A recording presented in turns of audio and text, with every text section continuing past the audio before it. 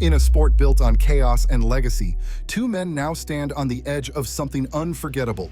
This weekend, Renier Derritter and Brendan Allen collide, and only one will leave with his reputation intact. The tension between them began long before the cage door closes. During their first face-off in Vancouver, the air seemed to thicken. Allen, calm but menacing, refused to break eye contact, while Derritter's grin hid something sharper.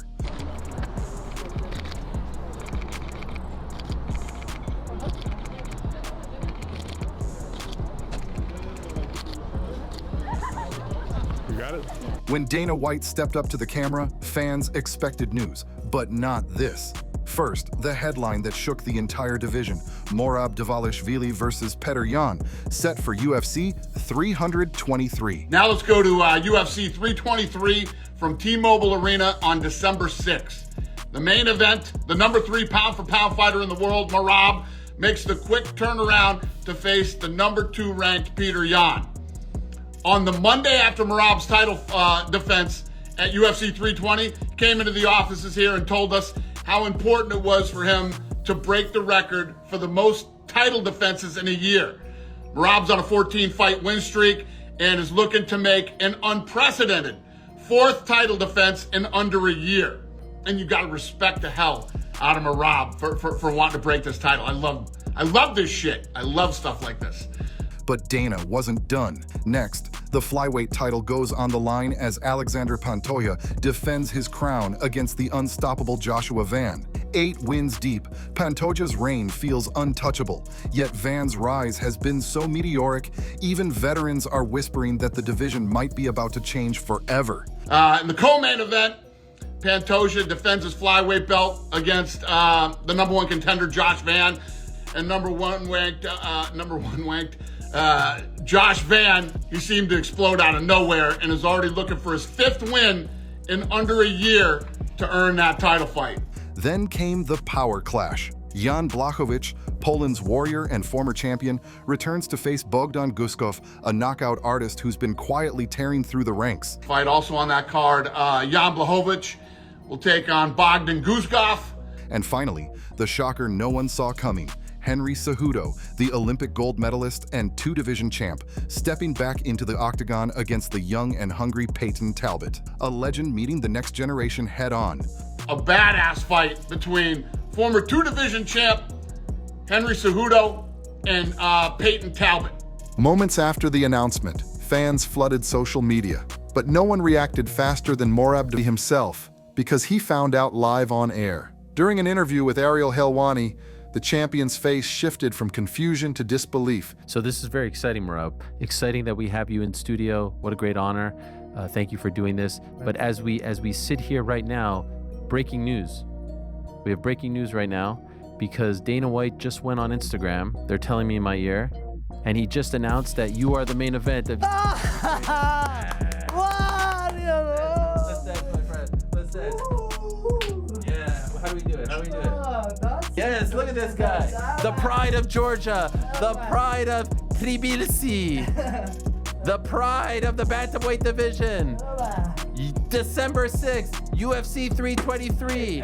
T-Mobile Arena. Main event. 4 title defenses in 2025. Rematch against 50% Petr Yan. Co-main event, Pantoja Van.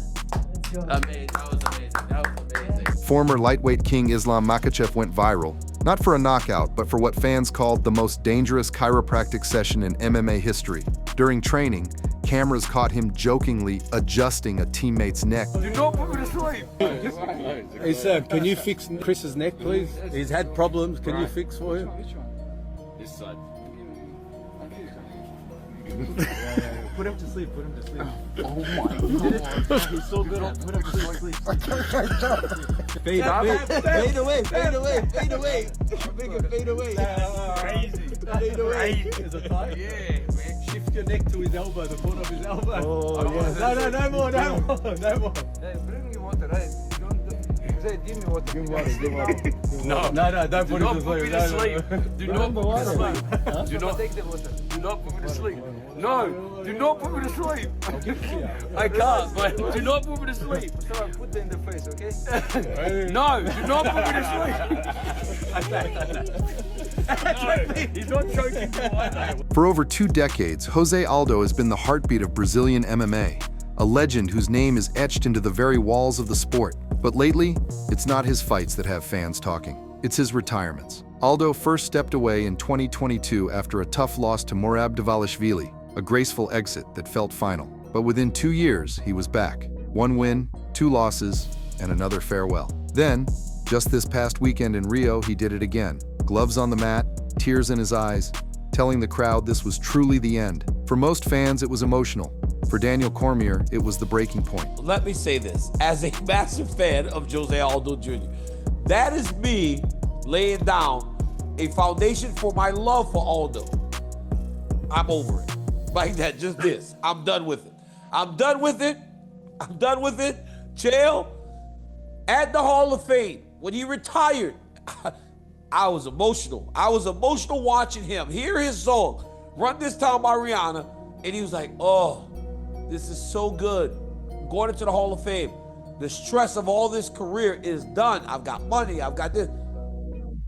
I was like, yes, for this guy. He didn't get out clean because nobody does. But he got out in a way where his legacy's intact. He still got all of his facilities, or at least it feels that way. And he goes and fights again. Then he walks out of Brazil, he comes out, Run This Town. It's very emotional. Chill, let me tell you something. I can't get emotional for someone multiple times like that over and over again. So I'm done with it, Chill. Jose, I just want you to be done. If you're done, Jose, please. I can't watch you. If he walks out in Sao Paulo, if they go to Sao Paulo, and he does a retirement ceremony again where he goes and puts his gloves, I'm throwing something into my TV. I can't do it again, Chill. I can only do that once. I can only do it once or twice. That's it. I can't do it no more, Chill. It was awesome. Happy got that moment, Chill. But please, let's be done with the retirement. Am I wrong? I co-sign that statement. We can move on. We can move on right now. During a casual live stream with Rampage Jackson, Henry Cejudo found himself at the center of controversy. Unaware that the cameras were rolling, Cejudo made an offhand comment about a woman passing by, a moment that left Rampage frozen before he quietly said, "You know we're live, right?" The clip spread instantly. Fans joked, critics didn't, and somewhere behind the headlines, Cejudo's wife probably wasn't laughing either. Look at that ass right in front of you. Huh? No, in front of you, like behind you? Yeah. Not to the side, dude. She's got a fucking Let me see. bar box. You gotta see it though. Oh, yeah. Oh, my God, yeah. Oh, that one. I got to tell you, you didn't know I'm live streaming? No. What the fuck, man? We live. I thought you knew. We've been live the whole time. Really? Yeah. I'm a streamer now. I'm not a fighter no more. Just days after his victory in Brazil, Charles Oliveira reminded the world why fans call him Du Bronx, not just for where he came from, but for what he represents. In his hometown of Guarujá, Oliveira threw a massive celebration, not for himself, but for the people who've supported him since the beginning. Families filled the streets as he handed out food, toys, and gifts to children who once watched his rise from the same favelas he grew up in.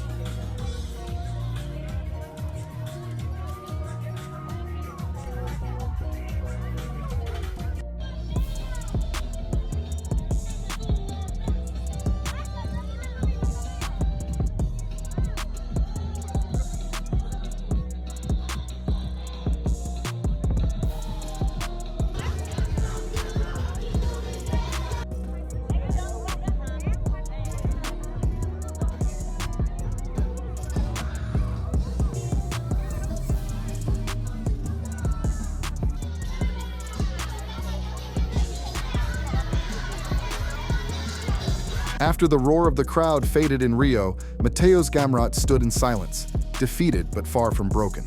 2 days later, he posted a message that reminded fans what true sportsmanship looks like. It was a huge honor to share the octagon with you. Thank you, Brazil, for the whole week and the special atmosphere. It was an exceptional time, and I'm definitely coming back from it as a different person. I'll back here again to learn more. No excuses, no bitterness, just respect. In a sport built on rivalry and ego, Gamrot's words cut through the noise. A simple statement that carried more power than any trash talk ever could. From Vancouver's cold face-offs to Dana White's earth-shaking announcement, from Makhachev's chaos and laughter to Aldo's tears, Oliveira's kindness, and Gamrot's humility, this week reminded the world that MMA isn't just about who wins or who falls. It's about the moments that live long after the final bell. In every fight, there's a story. Pride, redemption, and the fragile line between glory and heartbreak. Some chase history like Morab. Some chase legacy like Aldo. And others like Oliveira prove that the biggest victories don't happen under bright lights, but in the quiet corners of home, where a true champion gives back. Every punch thrown, every stare down, every roar from the crowd, it all becomes part of a larger story. A sport built not only on violence, but on spirit. A place where even in defeat, fighters find new reasons to rise. Because in MMA, the fight never really ends. It just changes hands. If you felt that, hit subscribe, drop a like, and stay close. Because the next card, the next headline, the next shockwave might just rewrite everything we thought we knew about this game.